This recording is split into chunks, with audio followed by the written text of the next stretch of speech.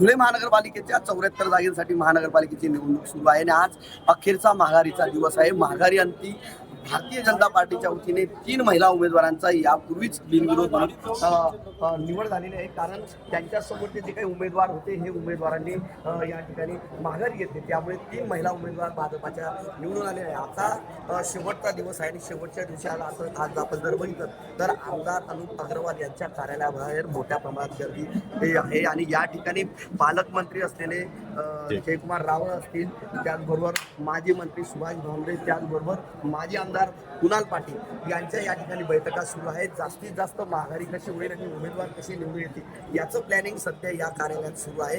अनेक ज्या पक्षाच्या उमेदवारांनी आणि ज्या अपक्षांनी अर्ज भरलेले आहेत यांच्याकडे विनंती करून त्यांची अर्ज माघारीची प्रक्रिया या ठिकाणी सुरू आहे। आपण जर बघितलं तर मोठ्या प्रमाणात या ठिकाणी गर्दी होत आहे आणि काही जणांनी माघार देखील घेतल्याची माहिती पुढे येत आहे। त्यामुळे अजून किती उमेदवार भारतीय जनता पार्टीचे या ठिकाणी बिनविरोध निघतील हे पाहणं देखील तेवढंच महत्त्वाचं ठरणार आहे।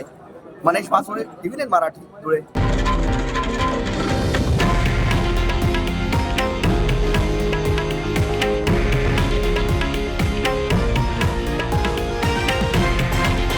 हे आहे देशातील नंबर 1 न्यूज नेटवर्क आणि आपण पाहत आहात टीव्ही 9 मराठी, एकमेव।